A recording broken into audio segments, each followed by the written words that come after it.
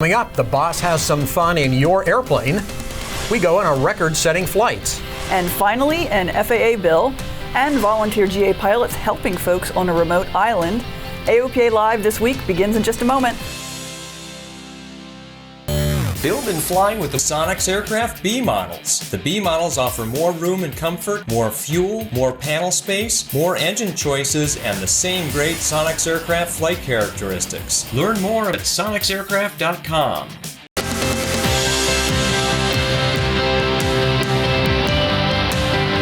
This is AOPA Live This Week with Tom Haynes and Melissa Rudinger.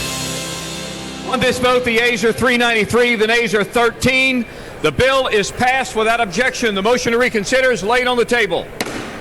And with that, the first long-term FAA reauthorization bill in 6 years. And as you saw in the vote tally, it passed with overwhelming bipartisan support once air traffic control privatization was stripped out. And even though Transportation Committee Chairman Bill Schuster lost his years-long effort to privatize ATC, he was gracious in the end. This is a good bipartisan bill that was introduced with 7 Democratic co-sponsors, including the ranking member and the subcommittee ranking members, as well as our subcommittee chairman.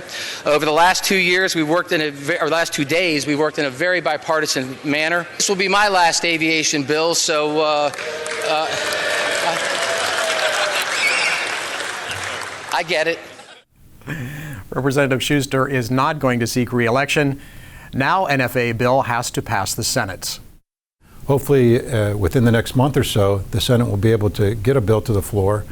And I hope that politics won't get involved in helping prevent that from getting to the floor so we can get a long-term reauthorization, which I think is so important for certainty and stability and predictability with the FAA and especially moving next-gen forward.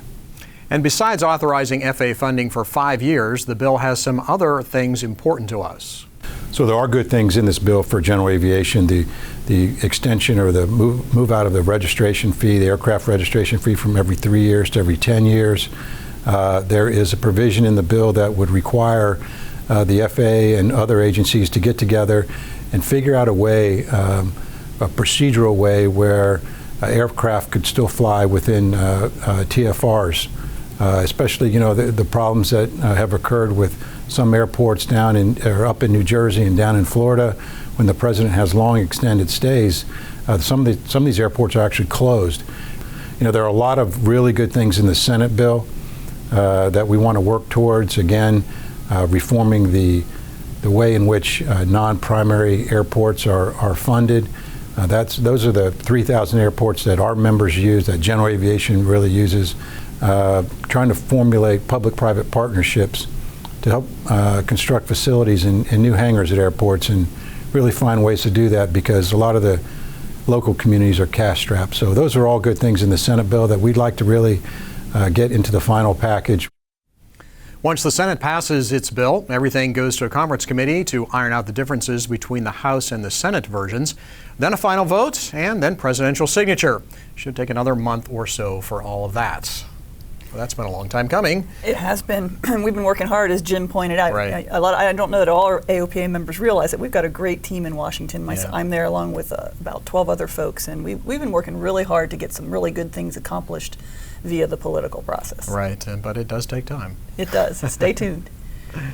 And it's hard to believe, but the FAA won't let you have some kinds of weather information. There are hundreds of weather observation systems across the U.S. that don't quite measure up to the FAA's standards for an AWOS 3 system. So FAA prohibits that data from being distributed through its systems. But AOPA and 13 other organizations are pushing back against the FAA's decision because the information is important for VFR pilots. In a letter to the FAA, AOPA and the other associations said that the weather information would be helpful for VFR pilots to make the go, no-go decision. They also say that the unintentional VFR flight into instrument conditions is a leading cause of GA fatalities. So this one I had a direct hand in, and frankly I was flabbergasted that the FAA said no when we asked them to basically make the data available nationwide. It pretty much meets the AWOS standard, so the data is unimpeachable, but the recertification requirement and the inspection standards are a little bit heavy and cost prohibitive. So we're going to take another run at it. Yeah. We think it's important. Well, it would certainly be nice from a pilot standpoint to have that information available because it gets delivered in a text format up through the satellites or up through the ADS-B outstations so that we have it into our cockpits, right? ADS-B in, I guess it is. Well, we'll keep fighting for it. So anyhow, that would really help, kind of fill in the blanks in some parts of the country. So it'd be great to have that weather information. Okay. Well, here's a decision that should be easy. Help the AOPA Foundation get $2.8 million to help support AOPA's You Can Fly program. The Ray Foundation has issued a challenge. If the foundation raises $1.4 million by July, the Ray Foundation will match it. Promoting aviation to kids was particularly important to the late James Ray. Anything good about aviation, James was about. Had his passing last year, the foundation, the Ray Foundation, also found the You Can Fly to be so compelling that they've continued to support the You Can Fly initiative as James helped us get it started in a very large way. You Can Fly has 4 elements to promote general aviation: rusty pilots, creating flying clubs, improving flight schools, and getting aviation STEM curricula into junior and senior high schools. I think AOPA is one of the coolest organizations on the planet. But one of the things I want to do as part of my time at AOPA is not just work on advocacy issues that are about protecting the freedom to fly, because I think we've done a pretty good job. And the 4 presidents before me have done a really good job of protecting our freedom to fly. It's an everyday toil. We're not going to lose sight of that. But I really believe the next turn of AOPA is about growing aviation, creating more access points for aviation. And for me personally, I remember taking my ground school in the 11th grade as well, and it changed my life forever. To make a donation toward the You Can Fly Challenge, visit the webpage aopafoundation.org/challenge. The address is there on your screen. So if you're ever going to make a donation to the foundation, now's the time to do it, because this will essentially double it. Double your money, but there is a time limit, and we've got to reach that goal, so yeah. Really important stuff. Send the money in now. Here's a small step that may make a big difference soon in how GA pilots return to the U.S. after international flights, a matter of great frustration for many years. U.S. Customs and Border Protection has launched a pilot program allowing seaplane pilots to clear U.S. Customs remotely at 2 locations in Minnesota using an app downloaded to a cell phone or tablet.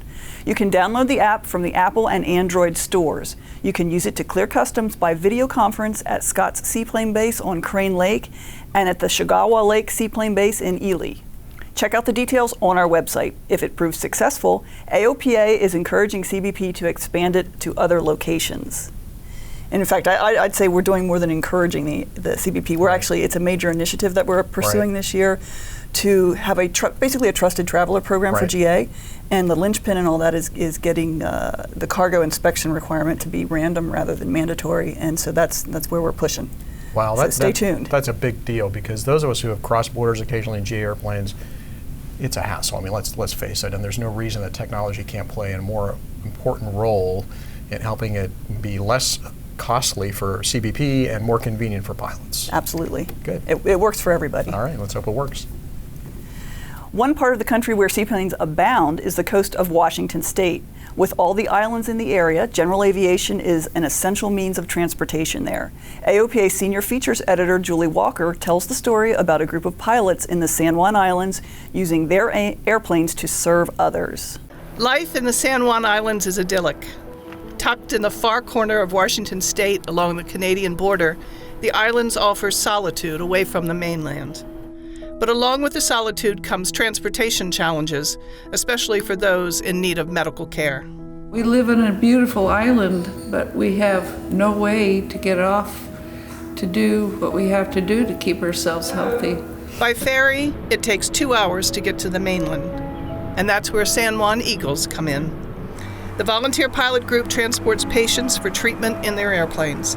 The trip for a short medical procedure that would take all day by ferry takes only a couple hours in a GA airplane. Vicki Thalacker started the group, flying a friend for cancer treatments in her Cessna 172. And I flew her over and flew her back and found out that just this was something I had to do. Vicki and the Eagles were honored for more than 2 decades of service to the island communities during an award ceremony on April 22nd. Members of the community, volunteer pilots, and cancer patients lauded the work of the Eagles. And I just have such gratitude because it's a scary thing to be going through the treatments, and it just made such a difference. And so I just thank you all very much for the love and the support, and this community is amazing. So thank you all. Patients are so happy to be going off island in an airplane, being able to come home and heal. It's a joy. It's a passion. Julie Walker, AOPA Live. Another great use of a general aviation airplane. Yeah, Julie always brings these heartwarming stories. I really enjoy her reporting. Yeah, that's really good, and it's always, again, good to highlight how useful our airplanes can be. And pilots everywhere lost a mentor this week when aviation writer and safety advocate Richard L. Collins died at home at age 84. An Army veteran, Richard started writing for his father Leighton's Airfax magazine in 1958 and went on to have the most illustrious aviation writing career of anyone ever. He spent a couple of decades at Flying Magazine before joining us here at AOPA for several years, first as editor-in-chief and then as a columnist. We all benefited from his work creating educational videos at Sporty's Pilot Shop, and more recently from his writings in their online publication, Airfax Journal. Richard was an Alabama boy with the accent to match. He was humble and a great teacher, and not afraid to admit that he didn't grasp every aviation concept the first time. Angle of attack was not discussed a lot when I learned how to fly, and perhaps that's why I was a little bit slow understanding it. You might hear, for example, that a wing will stall at any airspeed and any attitude. And that might tend to fly in the face of logic, and hearing that without an explanation is probably why I was slow to understand angle of attack. And while all of us in general aviation learned something from his thousands of magazine articles, hundreds of videos, and dozens of books, I was privileged to get to work for him for several years. We started here at AOPA within 4 days of one another. He on Friday, April 1st, 1988. I started the following Monday, April 4th. And right away, he put me in the left seat of his revered Cessna P210 and coached this green, naive private pilot on how to talk to ATC and how to manage the power of a big turbocharged Continental engine. I thought of his encouraging words decades later when I was in the simulator for my first jet type rating and feeling completely overwhelmed and task saturated.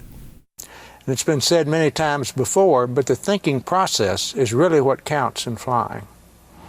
One thing to begin.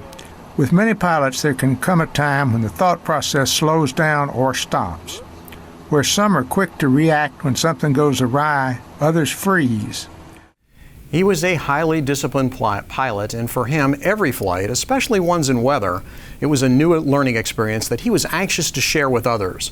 A prolific writer, he could turn around a story faster than anyone here. His beloved wife, Anne, died in 2013 on what Richard described as the, quote, saddest day of my life. He leaves behind a son and 2 daughters and hundreds of thousands of fans indebted to him for our hours of safe flying. Tailwinds, Richard. I was really sad to hear about that on Sunday. I'm sure you were. You have some special memories, and for those of us that didn't meet him, we certainly know him from the videos and his writings. So I think everybody shares the feeling of us. Right. So we've had a lot of questions, calls to the office. There is no public service for Richard. That's what he wanted. So the family is just having a few of them around for kind of a private service. So that's it for Richard, the way he wanted it. And we'll be back in a moment. Meet the pilots who fly with AOPA Insurance. They love flying and saving money, just like you. At AOPA Insurance, we understand how you fly and provide the coverage you need to keep on flying. Call for a free quote and see which AOPA insurance plan is right for you. The AOPA Sweepstakes Super Cub is all finished and back home here in Frederick after its big debut at Sun 'n Fun. AOPA President Mark Baker is a huge Super Cub fan. He sure is. He owns one himself and has thousands of hours in it.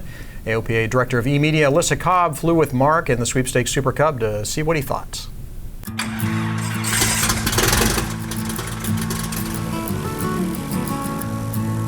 That's for your tower. You got Super Cub 954, Papa Charlie, ready to go 23 when you call. I love the visibility that this has. They're just so cool, aren't they? How many more would you say you've started your day off in a Super Cub over the years? A lot. You know, when I had it in the backyard on floats or skis or sometimes tires on the ice, You know, wasn't unusual. 3 days a week at least, just to go for a 15-minute ride before work. So if you were able to win this airplane and you won it, would you keep it and have that and your Super Cub on floats, or? If I could win it, yeah, I'd keep it. There's no such thing as too many Super Cubs. It's fun, isn't it? Oh yeah. I love watching it, just looking straight down and watching it come around the turn. Feels good to get back into one of these things on wheels. Look at how light on the controls they are. Gosh, I think the Meggers do an awesome job. Getting it just so it just feels right, you know? Yeah. I don't think I'd change anything. I'm just looking at it going, you wouldn't change anything in this thing. See if I can make the first.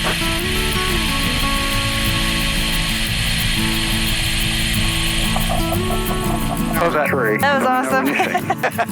We got the traffic. And your impression of the Super Cub? It's really good. It's really, really nice. This thing flies awesome. It really does. It's really tight, smooth, square, everything you want it to be, and really, really nice panel. I have Cub Envy.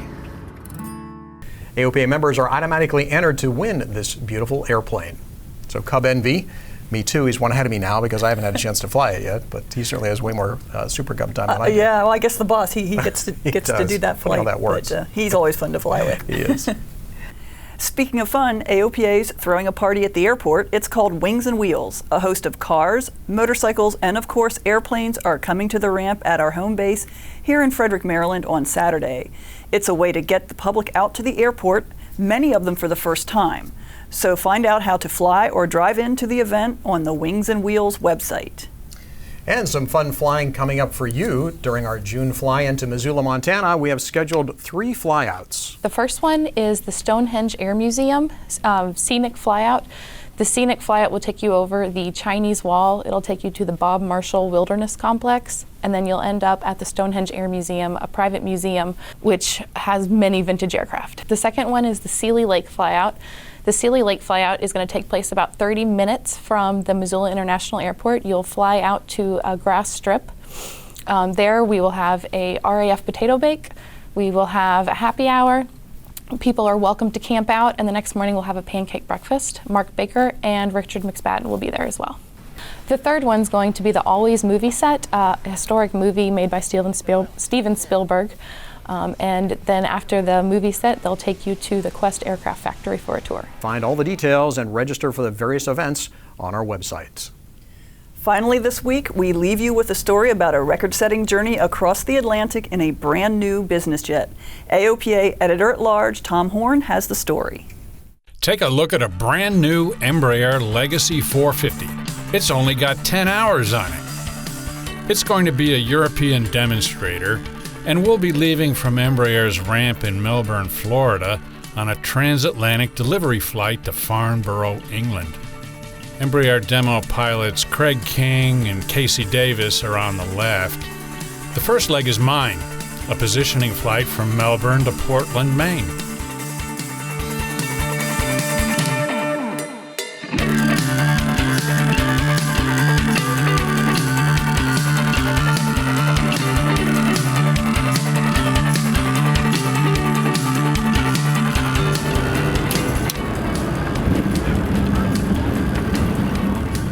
Two hours, 45 minutes later, and here we are at Portland. Did I mention that the Portland to Farnborough flight was to set a speed record? Well, it is. Part of the record-setting business is to get the departure and arrival towers to certify the takeoff and landing times. So, we drive to Portland's tower, and Casey drops off the forms. Next day, we load up and take off, beating a snowstorm out of Portland.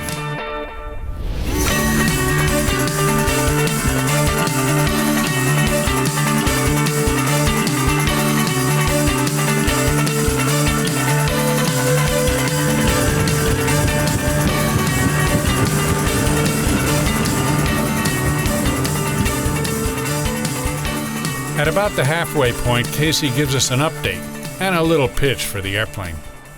This aircraft is a lot of fun to fly. We've got all of the technological advancements that you would see in a clean sheet aircraft. We've got auto brake, we've got auto throttles, we've got SMS, we've got moving maps. Really a fun aircraft for the pilots to fly. We're sitting up here at flight level 410, as you can see on my primary flight display, doing Mach decimal 76. Here are a few of the waypoints that we have passed and also our points that we will cross. Here what we have is our display with our points. We've got flight display with our moving map here. On Craig's side, he's taking care of most of the plotting for the trip. One of my duties as the pilot not flying is to plot the waypoints going across the ocean and make sure we're backing up our state-of-the-art avionics with old school paper charts. So what we have here is our flight plan with all our points, and my job is to keep track of the times that our estimated time of crossing those points and record our actual time, and then I also plot them on a paper chart and record information regarding those points. Over the North Atlantic, there is no radar coverage, so controllers use this information to separate aircraft and keep safe distances. The Legacy 450's all-new, redesigned interior is first class, with upwash and downwash lighting, stylish compartments, and comfy seats with optional heat and massage. Up on the valances, there are small flight status maps. The sun sets quickly when you fly west to east at 500-knot ground speeds. And soon, we're approaching Wales and preparing for the descent and approach into the London area. It'll be an ILS to runway 24 at Farnborough, then a turnoff to the Embraer ramp.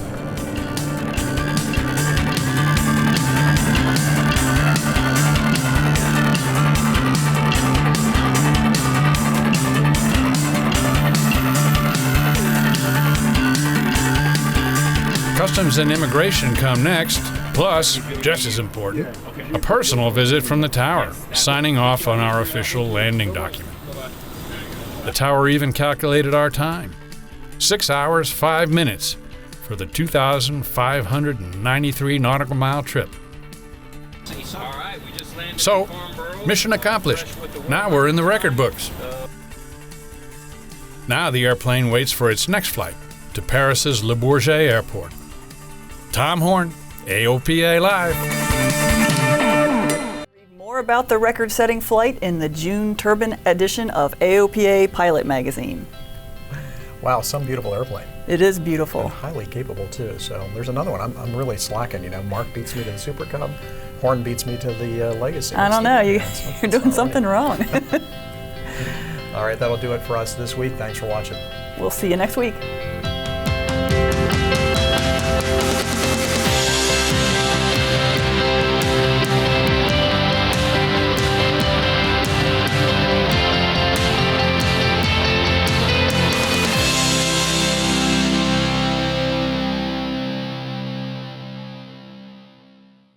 Hi, I'm Sully Sullenberger here tonight to support Angel Flight West.